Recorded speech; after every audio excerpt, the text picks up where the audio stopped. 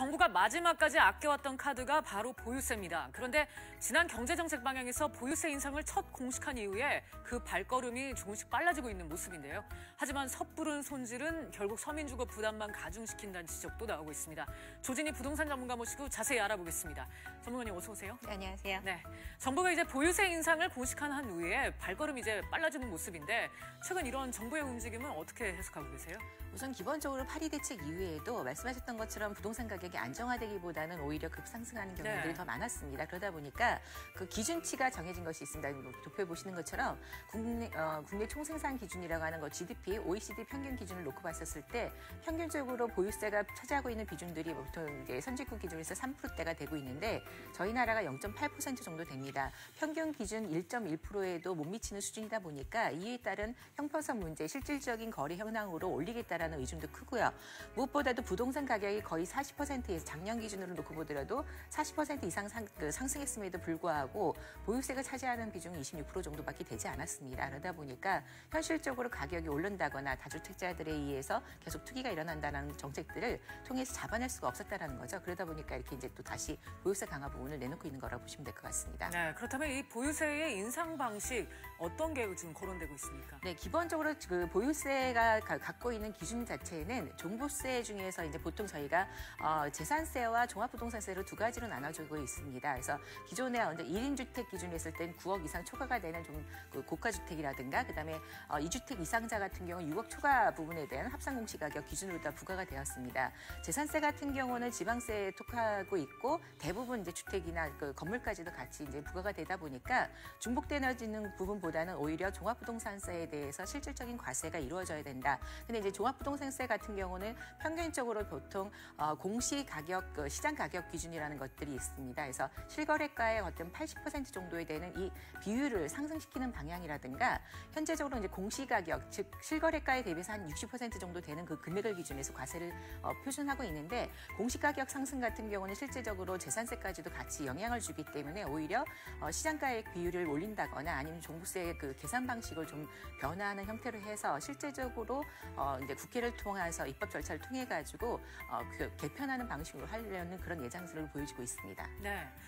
한편 보유세 인상과 함께 이제 다주택자의 전세보증금 과세도 이제 강화될 걸로 알려졌는데 이 내용도 한번 살펴봐야겠죠. 네, 가장 이제 아무래도 전세보증 과세를 하겠다라는 이유 중에 하나가 이번에도 이제 부동산 가격을 안정화시키는데도 불구하고 전세를 끼고 하는 그 갭 투자는 여전히 성행을 했습니다. 그러다 보니까 이제 현재로서 이제 전세보증금에 대한 과세 기준은 부부 합산 기준으로 했었을 때 3주택 이상 소유자라든가 전세 규모에 있어서 주택 규모에 있어서는 60세제곱미터 이상, 그다음에 이제 보증금 기준으로 했을 때 3억 이상 되는 것들에 대해서만 부과가 됐었습니다. 세 가지가 같이 다 중복되었을 때요. 그러다 보니까 이번에는 실제는 살고 있지 않은 주택에 대해서 그 전세를 내놓고 있는 1주택자도 포함을 시키고 그다음에 실제는 지금 3주택 이상이었던 것들을 2주택 이상까지 끌어올리면서 오히려 전세보증금도 현실화시키겠다 이런 부분들이라고 보시면 될 것 같습니다. 네, 이 전세보증금 과세 강화된 이 효율성, 실효성은 어느 정도로 보셔요? 아무래도 이제 그 다주택자들의 갭 투자를 좀 성행하는 것들을 막는다는 부분에 있어서는 한번 이게 좀 제동이 걸릴 거라고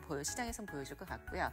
특히 이제 서민들한테 있어서의 어떤 악영향에 대한 우려들이 가장 큽니다. 네. 기본적으로 보유세를 인상하게 되면 실제 이제 그 기존에는 월세 소득을 내고 있던 임대사업자에 대한 어떤 과세 표준, 형평성의 문제에 있어서만큼 이제 전세까지도 같이 이제 범위를 수정한다는 부분에서는 어떻게 보면 긍정적인 효과가 보일 수가 있겠지만 보유세가 인상되는 것만큼 실제 소유자들에 대한 어떤 그 전월세 가격을 상승할 수 있는 요소들이 분명히 내포되고 있기 때문에 서민 경제는 좀 더 악영향이 될 수밖에 없습니다. 네, 이 부작용에 대해서 잠시 말씀을 해주셨는데 앞서 본 이 보유세 인상 자체가 결국 서민 부담을 가중시키는 거 아니냐 이제 이런 우려가 나오고 있죠. 이 부분은 어떻게 이해를 해야 할까요? 네, 아무래도 이제 그 1월달에 이제 뭐 그 특위를 구성해가지고 6월달에 발표할 예정이라고 이제 어제 발표가 되었었는데요. 실제적으로 그 가장 큰 것들 중에 하나는 보유세 인상 부분만큼 그 사전에 대비가 되어야 될 것들 중에 하나가 서민들에 대해서 그 아까 말씀드렸던 것처럼 보유세가 인상되거나 가격 예상들이 상승치가 되면 그만큼 전월세 가격이 상승될 수밖에 없는 부분들이 있습니다. 실질적인 사례로 노무현 정부 때도 이것을 이제 시장에다 추진을 하려고 했었을 때 시장에선 오히려 비웃듯이 전월세 가격이 상승을 했습니다. 특히 이제 계약갱신 청구권에 때 대비해서 오히려 2년치의 가격까지도 상승폭을 갖고 갔었는데 이런 어떤 기본적인 세입자 보호 정책이 없는 상태에서 단순하게 이제 이번에 보유세 부분을 올려서 고가주택이라든가 다주택자를 잡겠다고 하는 것들이 현실적으로는 수입이 없는 노약계층이라든가 그다음에 주거 취약계층들한테는 더 위험 요소가 될 수밖에 없는 거고 특히 공공임대주택을 많이 충분히 확보한 상태에서의 정책이 아니라 이번에도 주거복지 로드맵이라는 각종 정책들에 의해서 더 많은 재원과 부지 확보가 필요한 상황에서 굉장히 어려운 현실적인 문제가 이미 내포가 되고 있다는 거죠. 그래서 아무래도 이제 과세를 늘리는 데 있어서의 어떤 형평성 문제뿐만 아니라 주거 안정도 같이 노리고 있다라는 정책을 놓고 봤었을 때는 서민들 정책을 먼저 우선시해야 되지 않을까 싶습니다. 네, 이제 마지막으로는 그간 정부의 이제 수많은 대책 발표가 있었고 또 강도 높은 규제 방안도 나왔었는데 이제 보유세 얘기까지 나오는 시점이죠. 올해 집값은 어떻게 전망하고 계세요?